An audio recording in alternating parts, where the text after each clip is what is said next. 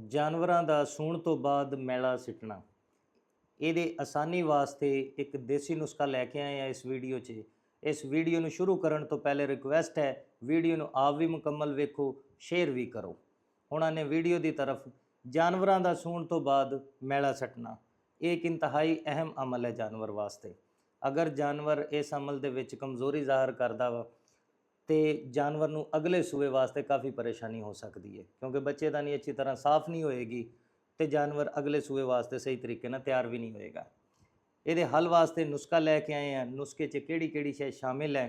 ਸਭ ਤੋਂ ਪਹਿਲੇ ਨੰਬਰ 1 ਤੇ ਹੈ ਕਲਵੰਜੀ 20 ਗ੍ਰਾਮ।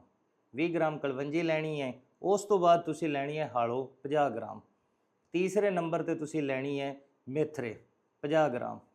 ਗੁੜ ਲੈਣਾ ਤੁਸੀਂ ਚੌਥੇ ਨੰਬਰ ਤੇ 200 ਗ੍ਰਾਮ। ਹਾਲੋ ਨੂੰ ਤੁਸੀਂ ਤਵੇ ਤੇ ਗਰਮ ਕਰ ਲੈਣਾ, ਫਰਾਈ ਕਰ ਲੈਣਾ। ਉਸ ਤੋਂ ਬਾਅਦ ਉਤਾਰ ਕੇ ਗ੍ਰੈਂਡ ਕਰ ਲੈਣਾ, ਅੱਛੀ ਤਰੀਕੇ ਨਾਲ ਬਰੀਕ ਕਰ ਲੈਣਾ। ਦੂਸਰੇ ਨੰਬਰ ਤੇ ਕਲਵੰਜੀ ਨੂੰ ਗਰਮ ਕਰਨ ਦੀ, ਬਾਕੀ ਚੀਜ਼ਾਂ ਨੂੰ ਗਰਮ ਕਰਨ ਦੀ ਜ਼ਰੂਰਤ ਨਹੀਂ ਹੈ।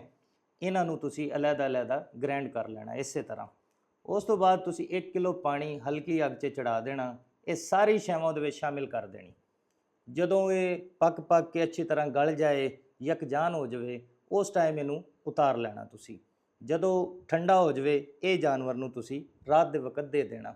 ਕੋਸ਼ਿਸ਼ ਕਰਨੀ ਹੈ ਸੂਣ ਤੋਂ 7 ਤੋਂ 8 ਦਿਨ ਬਾਅਦ ਇਹ ਤੁਸੀਂ ਖੁਰਾਕ ਉਹਨੂੰ ਦੇਣੀ ਹੈ ਜਾਨਵਰ ਨੂੰ, ਤੇ ਇਨਸ਼ਾਅੱਲਾ ਜਾਨਵਰ ਅੱਛੇ ਤਰੀਕੇ ਨਾਲ ਮੈਲਾ ਵੀ ਸੱਟੇਗਾ, ਬੱਚੇਦਾਨੀ ਦੀ ਅੱਛੀ ਸਫਾਈ ਹੋਏਗੀ ਤੇ ਜਾਨਵਰ ਅਗਲੇ ਪ੍ਰੋਸੈਸ ਵਾਸਤੇ ਤਿਆਰ ਵੀ ਜਲਦੀ ਹੋਏਗਾ। ਉਮੀਦ ਕਰਦਾ ਵੀਡੀਓ ਅੱਛੀ ਲੱਗੀ ਹੋਏਗੀ। ਸ਼ੇਅਰ ਕਰਿਓ ਤਾਂ ਕਿ ਦੂਸਰੇ ਲੋਕ ਵੇਖ ਕੇ फ़ायदा हासिल करन। शुक्रिया।